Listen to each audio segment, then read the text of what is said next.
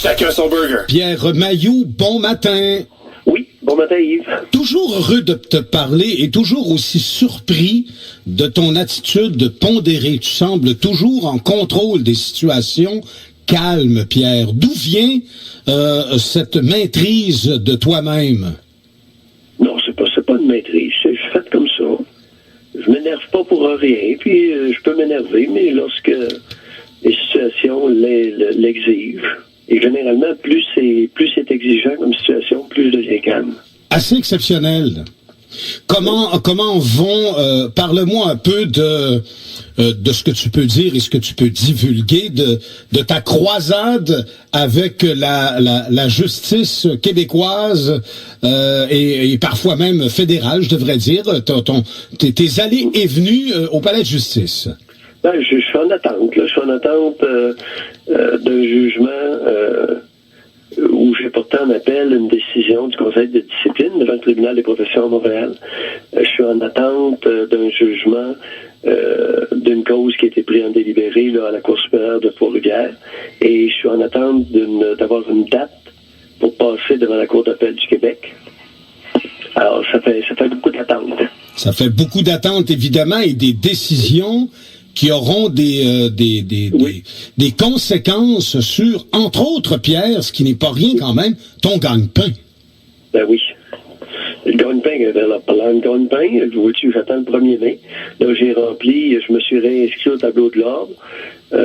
J'ai payé 23 000 $ d'amende et de différents frais pour être réinscrit au tableau de l'ordre. Et je pense qu'ils vont vouloir que je paye encore 800 quelques pour une partie de la cotisation annuelle au Collège de médecins. Alors, ça commence à faire une beurrée d'argent, là. Effectivement. Et douteux de savoir pourquoi tu te trouves obligé de payer ça. Ouais. Ben, non seulement douteux, mais d'après moi, c'est vraiment pas justifié, là. Et j'ai pas tué personne, puis j'ai pas nuit à personne, c'est ça qui est le pire. Non. Si j'avais été une nuisance professionnelle, ça c'est pas pareil. Ouais. Et tu lâcheras pas le morceau, Pierre. Tu nous l'as dit depuis le début. Calmement. Oui.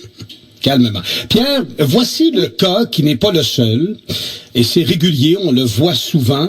Je te cite ces quelques lignes pour te faire la mise en situation. Il s'agit d'un monsieur connu qu'on appelle Sans Chagrin. Quelques semaines avant, puisqu'il est sorti, lui, il a fait 8 ans. Il venait d'être libéré d'une peine entière de 8 ans pour avoir agressé sexuellement et violenté plusieurs mineurs entre 91 et 2004. À sa sortie de prison, Sans Chagrin devait se conformer à une panoplie de mesures à être surveillées durant une période de 10 ans. Toutefois, en plus de l'achat illégal, ce qui lui était interdit, d'un téléphone portable, Sans Chagrin a écouté des films pornographiques et tenté de retracer ses victimes via Internet. On parlait ensemble, Pierre, il y a pas longtemps, de la castration, qu'elle soit chimique, pour absoudre, si on veut, faire disparaître des carences aussi profondes que celle-là.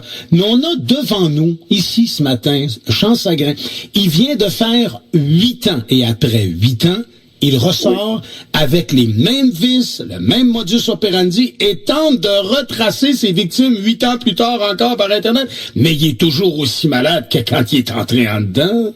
Ben oui, je m'attends à aucun changement d'ailleurs. C'est que les déviations sexuelles sévères sont à vie. Elles sont pas temporaires. Elles sont à vie. Il s'agit d'être bien conscient de ça, là. Soyons bien conscients qu'une déviation sexuelle importante, et c'est incrusté dans le cerveau d'un homme, et ça ne changera pas par les thérapeutes et les incarcérations, jamais. J'aime le terme thérapeute. Oui, alors je suis pas surpris du tout de t'entendre parler de Sans Chagrin dans ces mots-là, là. Nous avons ici quelqu'un qui est totalement inconscient, Pierre, si on considère que, étant en probation, le fait qu'il est en probation, le bris de probation le fait se rajouter le même temps qu'il vient de faire en peine. Alors, je ne sais pas s'il est conscient de ça, mais l'achat de son cellulaire et les preuves, maintenant, au fait qu'il recherche toujours à retracer ses anciennes victimes, on va lui replaquer 8 ans additionnels sans possibilité de libération conditionnelle. Là. Alors, ça ne le dompte pas. Non, ça ne donne pas. C'est que la déviation sexuelle sévère est indomptable. C'est ce que beaucoup d'intervenantes ne réalisent pas. C'est que la forte pulsion sexuelle non contrôlée et déviante est incontrôlable, irrépressible. C'est-à-dire qu'elle ne peut pas être diminuée par une menace d'incarcération ou ces choses-là. Alors, j'ai évalué assez de cas pour te dire que, et ce sont les clients eux-mêmes qui me disaient, écoute, Mayoux, j'ai pas de contrôle là-dessus. Alors, je le sais, écoute, je suis bien conscient que si je rechute, je vais tomber en prison, mais je vais chuter. Ils le sentent, ils le savent. C'est pas parce qu'ils veulent rechuter, c'est parce qu'ils en font. Ils sont incapables de se retenir.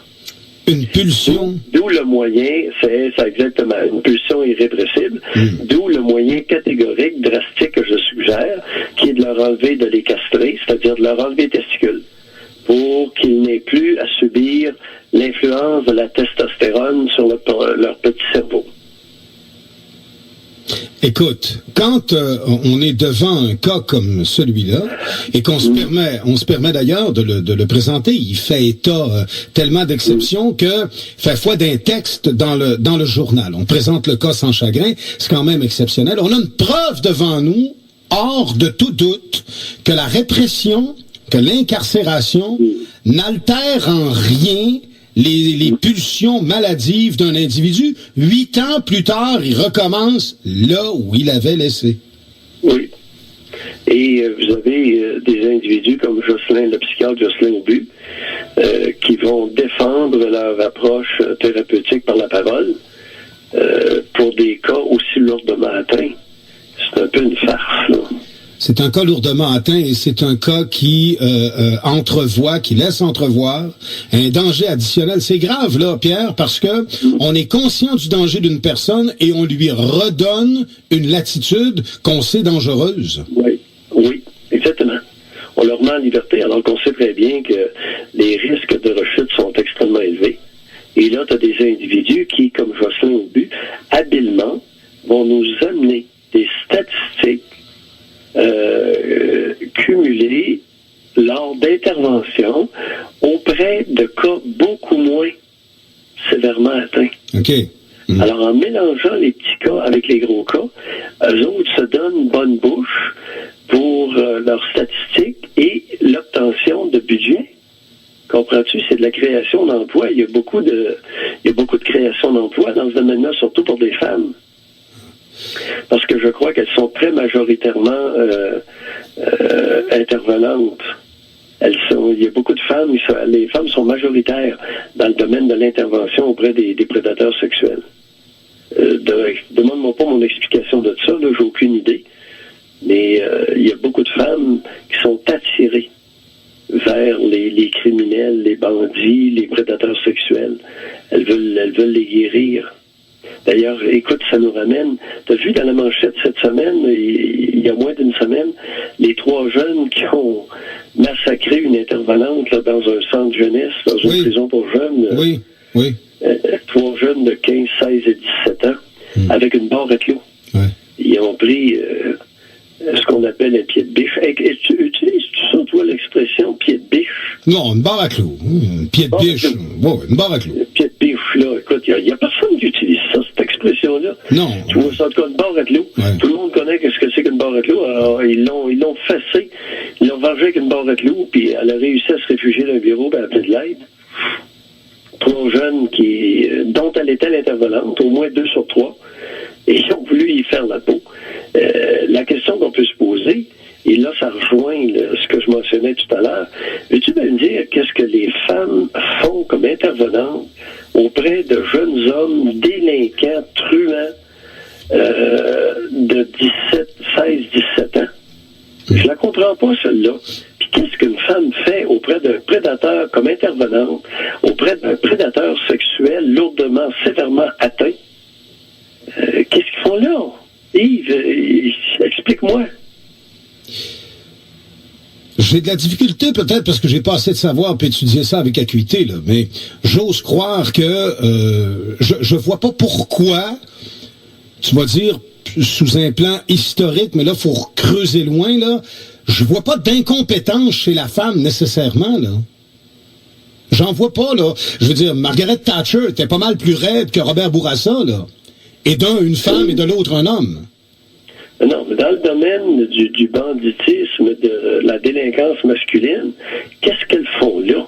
Ouais. Qu'est-ce qu'une femme a à apporter à des délinquants de 15-16, des garçons délinquants de 15, 16, 17 ans? À ce moment-là, qu'est-ce qu'une femme fait dans la police, Pierre? Qu'est-ce qu'une femme fait auprès de prédateurs sexuels, de violeurs? Qu'est-ce qu'elle fait là? Ouais. Qu'est-ce qu'elle fait dans la police à courir après des bandits?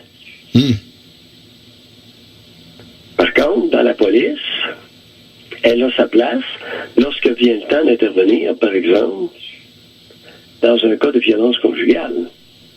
La femme qui vient d'en manger toute une par son conjoint Gorille, il arrive un homme policier, une femme policière. Je pense que la femme policière a sa place à ce moment-là. OK. Elle a sa place lorsqu'un petit vieux a mangé une volée, lorsqu'une personne âgée s'est fait crisser une volée par sa fille ou par sa gardienne. Pourquoi la vois-tu elle moins... a sa place. Elle aurait sa place auprès d'enfants qui se font maltraiter. Pourquoi la vois-tu moins probante accoudée à des prédateurs sexuels et tout ça, et des gens qui ont violé des... Pourquoi tu le vois moins probant, là, sa présence? Elle est en danger. OK. Sur ce plan-là. L'intervenante, la psychologue éducatrice, auprès des Trois Crottés du centre jeunesse, dont on a su le nom, elle était en danger. Yves, peux-tu l'appeler, donner un coup de téléphone, lui envoyer un courriel, et dire « Hey, allô, chouette, avec des crottés de 15, 16, 17 ans, t'es en danger. Tu pourras pas te défendre. » Une femme policière auprès de bandits, elle est en danger. Oui, c'est un fait. Fort, pas fort. Les tendons, là, c'est pas la même grosseur, puis même avec une belle volonté et une grande technique d'intervention. Là. Elle est en danger. Oui. Comment ça se fait qu'il y a seulement Mayou qui comprend ça? Une femme qui intervient, une intervenante auprès... Écoute, Yves, je vais te raconter une anecdote. À Cowansville, il y a à peu près 15 ans. 15-18 ans. Sécurité maximum, ça? À Cowansville. Oui.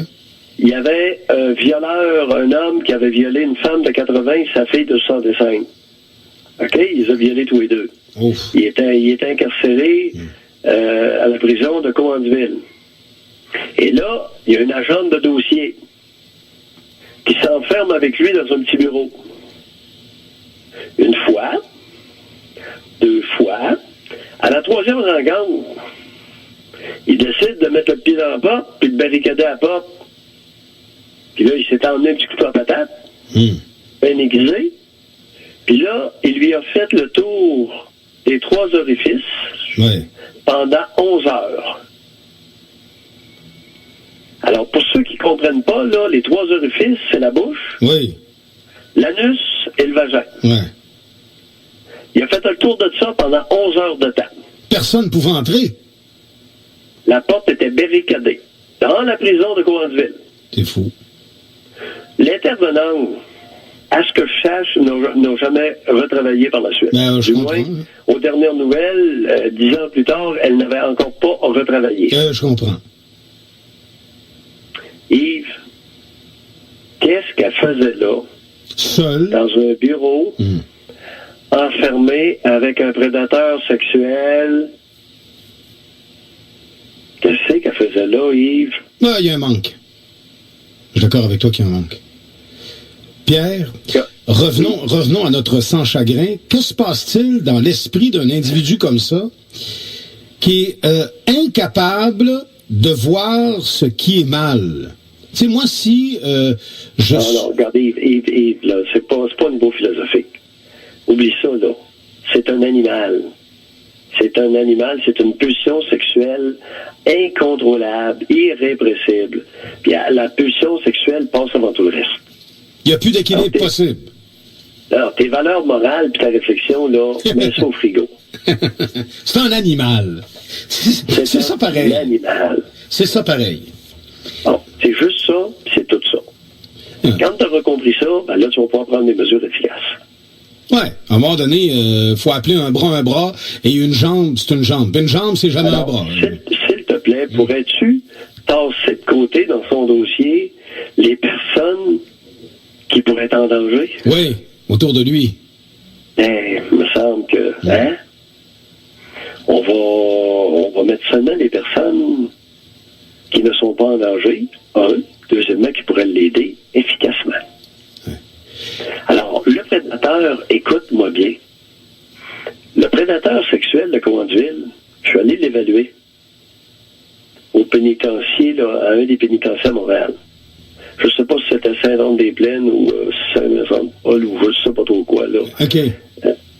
Mais à un des pénitenciers, je suis allé l'évaluer. Alors, c'est lui qui m'avait fait venir parce qu'il voulait se faire castrer. OK. OK? OK. Oui. Et d'abord, j'ai refusé de le voir dans le même bureau. Je l'ai rencontré dans un bureau et lui s'amenait par un corridor et restait derrière une grille. Okay. Une grille. OK? Et quand je dis, c'était une porte de métal avec des barres, une porte à barreaux. OK? OK. Une grosse porte à barreaux, d'autant plus que l'infirmière était avec moi. OK. Tu comprends que... Et le gars, il faisait 5 pieds 10 et imposant, tu sais, une bonne carrure athlétique, 5 pieds 10. Ouais. Fort. Oui, pas mal comme Sidney Crosby. Okay. Ce genre de gabarit-là. Je comprends très bien. Tu sais, 5 pieds 10, 5 pieds 11, pas 6 pieds, mais tu sais, pas loin. Puis carré naturel, très carré, puis fort naturel. Large, fort. Oui, assez large. Pas extrêmement, mais costaud. Oui, trapu. Alors moi, j'ai dit non, j'ai dit on rentre pas là. Tu sais, avec... non. J'ai dit moi, j'expose pas, puis je tiens pas là, à ce qui saute. Tu sais, j'avais très bien compris. J'avais lu le dossier avant, j'ai dit qu'on applique, puis le personnel, d'ailleurs, était tout à fait d'accord. Ils ont dit non, on ne reprendra plus jamais de chance avec lui. ce gars-là. D'autant plus qu'il désirait se faire castrer. OK. Alors, c'est comme ça qu'a évolué le cas. Et écoute, j'ai fourni un rapport sur la castration de cet individu-là.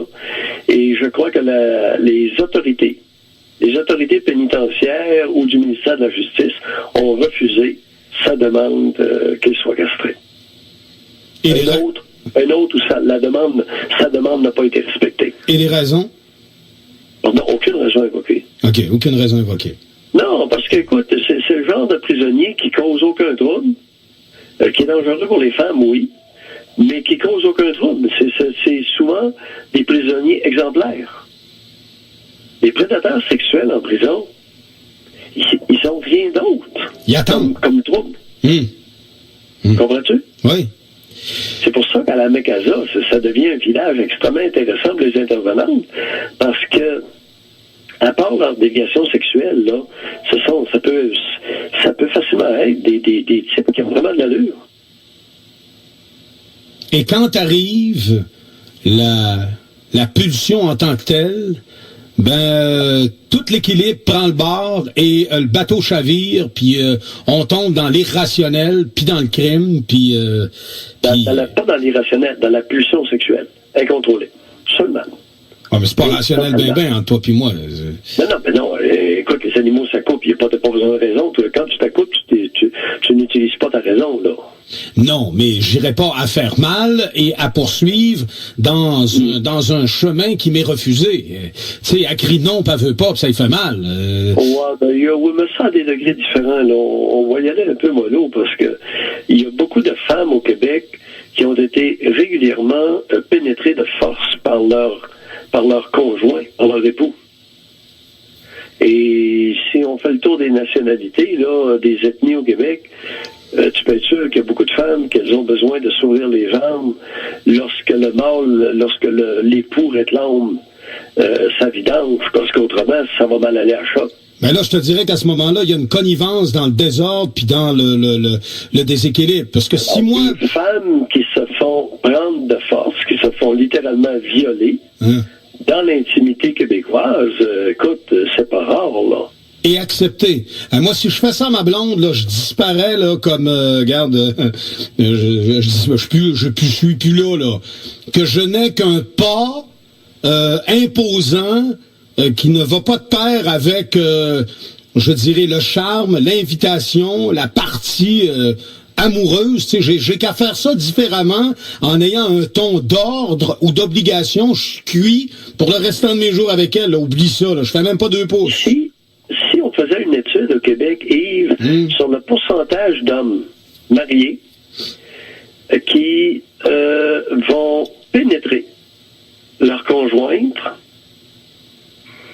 sans que celle-ci le désir, le veuille, le désir, et qui plus est, vont être offensées lorsque celle-ci va être très mouillée et désirante.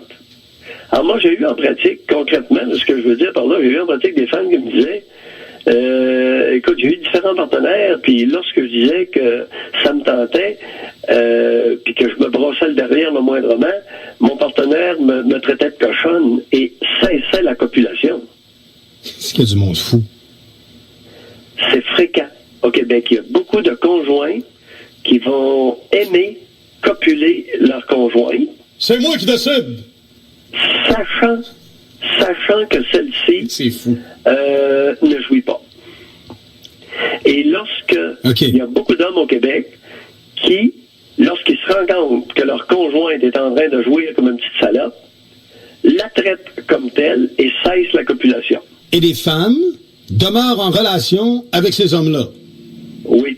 Ben, dans bien des cas, elles n'ont pas trop de choix. Alors, elles ont soit une pression financière, une pression sociale, des enfants, toutes sortes de raisons. Il y a des maudits fous sur la planète. Oh, au Québec, il y a un pourcentage d'hommes qui sont sans dessin, rien qu'en masse. Ben là, en tout cas, c'est parce que... Sans chagrin à un niveau moindre, oui. Il y en a pas mal au Québec. Ce que tu dis, j'ai eu beaucoup de confiance à cet égard-là, qu'il y a beaucoup d'hommes québécois qui ne tolèrent pas que les femmes jouissent solidement pendant la copulation. Alors, il y a beaucoup d'hommes québécois qui ne veulent pas que les femmes orgasment et orgasment à répétition afin de devenir très satisfaites sexuellement. Il y a beaucoup d'hommes québécois qui ne veulent rien savoir de cette avenue-là. Parce que, à quelque part, elle se prête à autre chose et que soudainement, son plaisir est à elle et c'est plus lui qui en a le contrôle. C'est fou raide. Ah, il y a plus que ça continue, oui. Il y a ça dans un premier temps. Et, dans un deuxième temps,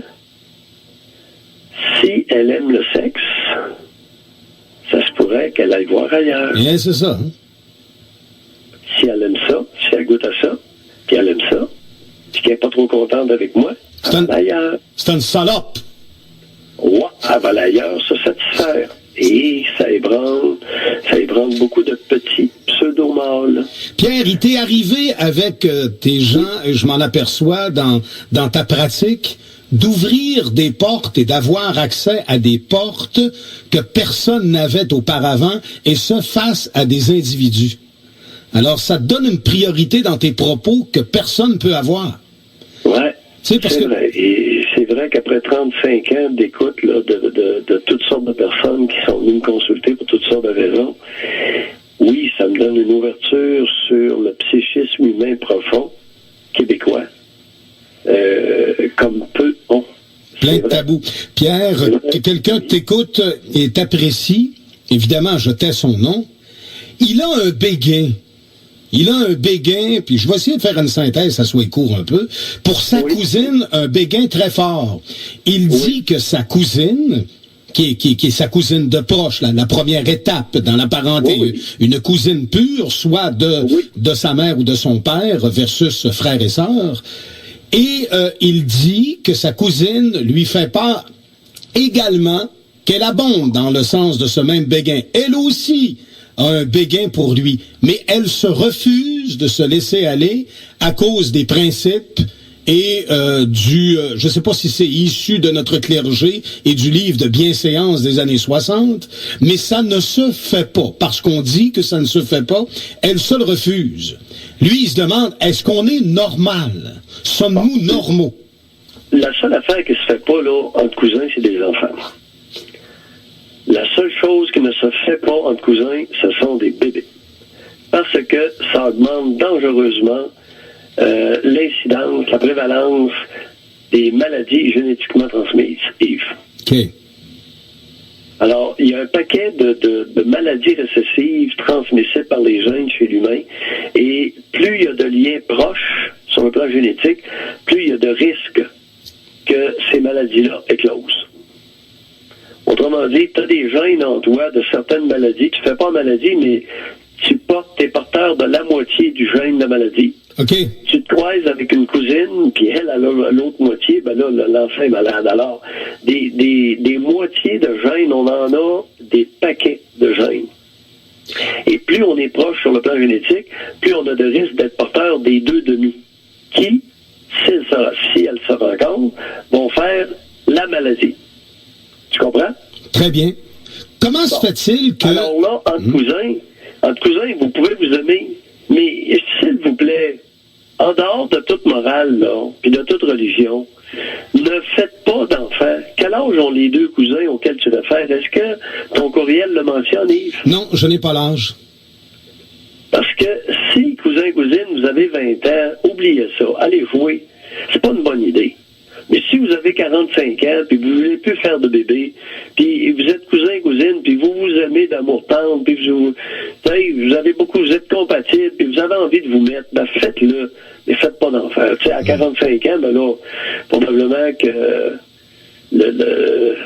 la femme voudra plus avoir de bébé, là. Mais non. Et faites pas d'enfants, s'il vous plaît. Comment se fait-il qu'il peut y avoir un rapprochement au niveau de l'esprit, parce que les esprits se rencontrent et s'apprécient, mais qu'il y ait une irrégularité, qu'il y ait une... Tu sais, quand on dit que quelque chose ne se branche pas au niveau biologique. Tu sais, biologiquement parlant entre les deux... C'est des lois de la nature. C'est que la nature, écoute, c'est pas Dieu qui a créé ça, là, c'est des lois de la génétique, et ce sont les mêmes chez les animaux. Alors, chez les animaux, par exemple, tous les éleveurs de moutons savent que si tu prends des femelles et des mâles dans le cousinage, tu vas avoir un taux élevé d'agneaux anormaux. OK? Tu vas avoir des agneaux qui vont se développer beaucoup moins vite, qui sont moins beaux, qui sont plus fragiles aux parasites. Tous les éleveurs de moutons savent ça. OK. Alors, le cousinage chez les moutons, ou le père qui accouple ses filles, très, très, très mauvais, et ça dégénère. La deuxième génération de cousinage, là, ça va être affreux. La plupart vont être rachitiques. Ouais. Ça, c'est connu des éleveurs de moutons. Parce que c'est pas fait pour ça. Mais tu sais, ce que je veux dire, c'est que il y a un rapprochement. La première génération, ça mettons que t'as des moutons, là, et puis t'as un bélier, puis t'as des brebis, puis ensuite tu prends des petits mâles, puis tu mets ça avec les petites femelles. OK? Ils sont cousins. Ils sont cousins-cousines. Là, ça va être pas si pire. Mais la génération suivante, tu vas répéter encore le cousinage, le troisième coup, catastrophique. Là, mon homme, là, c'est malade, rachitique, plus petit de taille, le kit au complet. C'est désastreux. Tu viens de briser les connivences et les vases communicants des chaînes et dans leur logique. C'est ce que tu parlais tantôt. Sur le plan génétique, c'est intéressant parce que en campagne, ceux qui élevaient des moutons jadis, puis il y avait des moutons à toutes les portes, chez à peu près tous les cultivateurs, tout le monde savait ça. Parce que ceux qui étaient négligents se ramassaient avec des moutons dégénérés. Et la dégénérescence venait des croisements génétiques entre père et fille ou cousin-cousine. D'accord? Très bien. Alors, chez les humains, c'est les mêmes maudites lois. Alors, t'as un taux entre cousin et cousine, surtout le deuxième coup de cousinage, lorsqu'il y a dans les ancêtres, là, le deuxième cousinage, alors, tu vas avoir plus de déficients intellectuels. Tu vas avoir plus d'individus de petite taille. Tu vas avoir plus d'individus maigrichons, malades, susceptibles aux maladies, et l'éclosion, comme au Saguenay-Lac-Saint-Jean, par exemple, de certaines maladies assez particulières, et comme chez les Juifs, certaines maladies dégénératives du cerveau, la maladie de Niemann-Pick et d'autres, qui sont typiques même aux Juifs. Alors, les Juifs, en se croisant entre eux, ont à vivre maintenant avec certaines maladies maladie génétiquement transmise qui est propre à leur race. Mhm. J'invente rien, là, j'ai étudié ça à la faculté de médecine de l'Université Laval. Alors, c'est pas par racisme, là. Non. S'il y a des caves qui écoutent, là, ça, la maladie de Niemann-Pick, c'est une maladie dégénérative du cerveau qui survient uniquement chez les Juifs. C'est un fait établi par études. Oui, c'est un fait. Et c'est enseigné à l'université, à la faculté de médecine. Mais ce que je veux dire, Pierre, tantôt, peut-être je me suis mal exprimé, puis ça arrive, là, c'est que l'existence permet qu'il y ait une connivence au niveau de l'esprit, c'est-à-dire un rapprochement émotif et amoureux. Toi, là, pis tes propos alambiqués. Un rapprochement au niveau de l'esprit. Le cousin puis la cousine, ils ont envie de se mettre. Là où est le rapprochement de l'esprit. OK, ils ont envie de se mettre. Il a envie de la sauter, puis elle, là, quand son cousin lui parle, elle est mouillée jusqu'aux genoux, ça y coule entre les jambes. T'as-tu compris comment la nature marche? Non, mais ça, je veux bien. Et quoi, toi, là, avec ton esprit, là? Non, mais c'est pas le rapprochement spirituel dont tu me parlais. C'est un cousin et une cousine. Le gars, là, quand il se crosse, là, il pense juste à elle. Elle est belle comme un cœur, elle est dévorable. Et elle, là, elle entend sa voix, elle mouille. OK, donc, c'est du charnel, puis ça n'a rien à voir avec l'amour. Ben, c'est du charnel. Ben là, attends un peu. Mais t'es-tu énervé? Ils sont torrides. T'es-tu énervé? Calme-toi. Une fois qu'il y a l'attrait sexuel, ben là, ils découvrent, cousins-cousines, qu'ils ont des personnalités drôlement compatibles, que c'est donc bien agréable d'être ensemble. On fait des choses ensemble, on s'entend bien. Le temps passe vite. OK, mais ça commence... Écoute, il y a des vagues d'émotions consécutives à ça. OK, mais ça commence par un effet bisounier.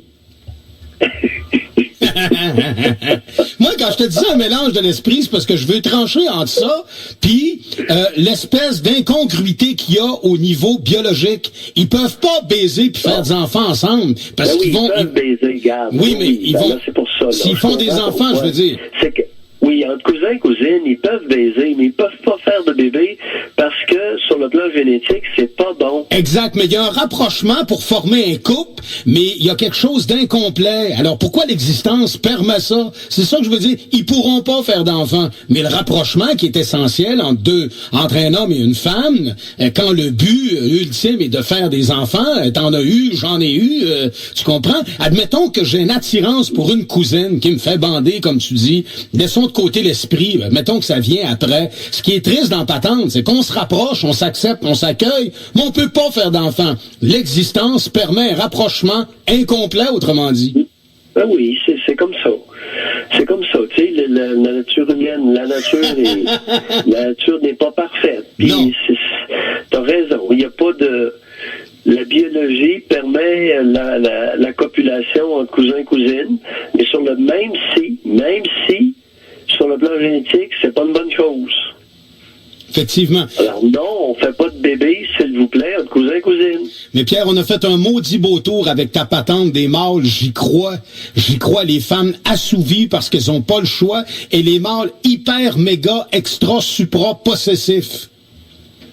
Ouais, là, t'es peu là, je te suis pas, tu réfères à... Je te réfère à ce qu'on parlait tantôt, là. Ça, c'est le bout que j'ai apprécié, que j'ai aimé le plus. T'as sorti quelque chose de par ta pratique, où souvent t'as entendu parler de femmes qui étaient assouvies à leur mâle parce que eux n'acceptaient pas, tu comprends, elle peut pas jouir, elle peut pas... Oh, asservie, asservie. Oui, c'est fréquent au Québec dans le mariage qu'il y a beaucoup d'hommes qui exigent l'asservissement. Je te crois. Sexuel. Les jaloux. Jouissance ou à peu près pas. Écoute, camouille juste assez pour qu'il puisse pénétrer, il va être bien content. Mais si elle commence à se péter 4 orgasmes, là, wow! La main éjaculée, là, wow! Les jaloux maladifs. Ils vont débarquer du lit, hein? Puis ils vont dire non, toi, tu répètes pas ça, là. Parce que moi, j'ai eu des femmes qui m'ont confié que, écoute, leurs orgasmes multiples, et là, on parle même pas de l'éjaculation féminine, là.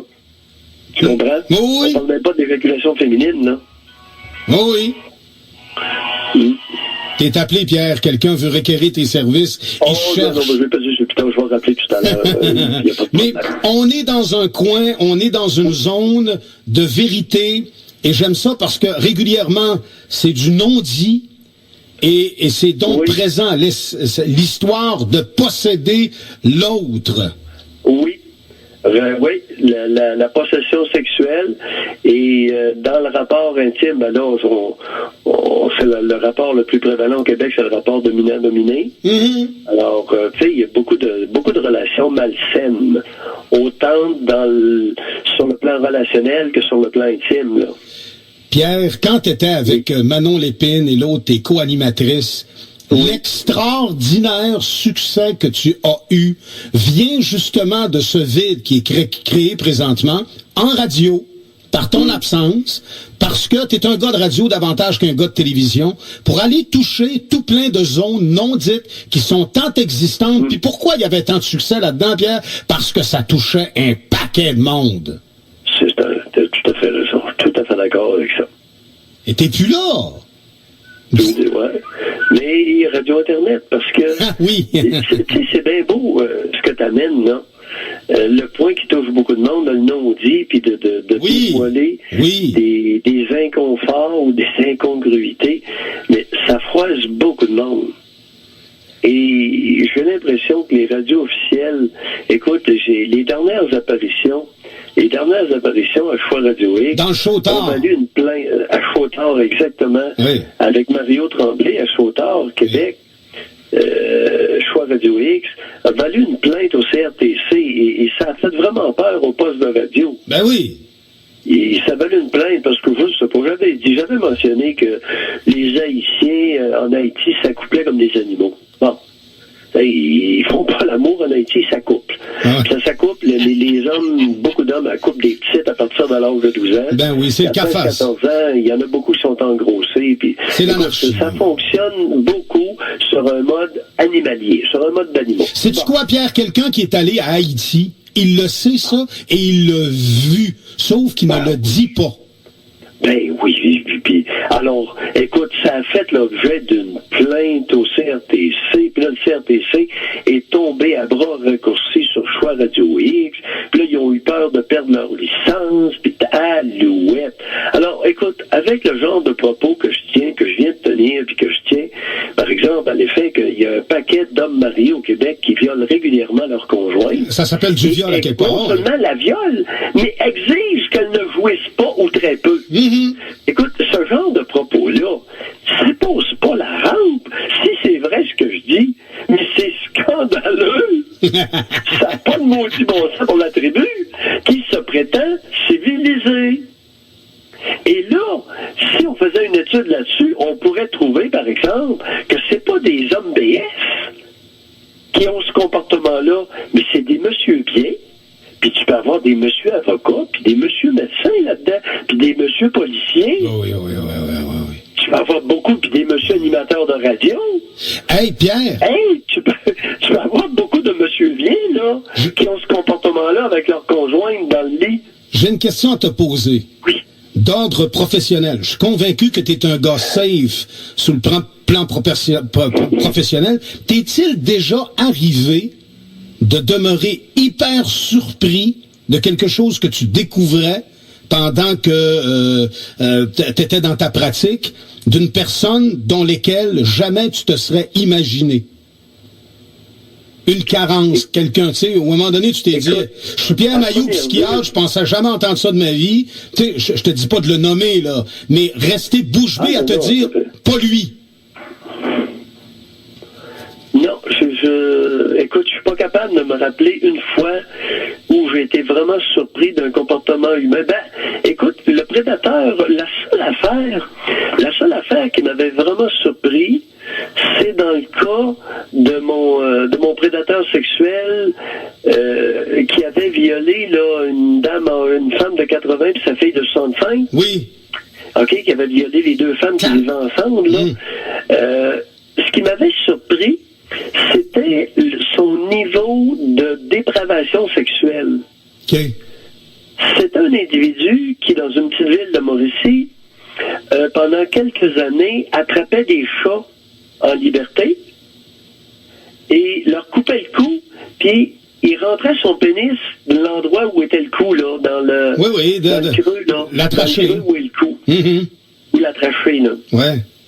Et pour lui, le fait que le sang dégoulinait sur lui, ça lui procurait donnait une excitation extrêmement intense.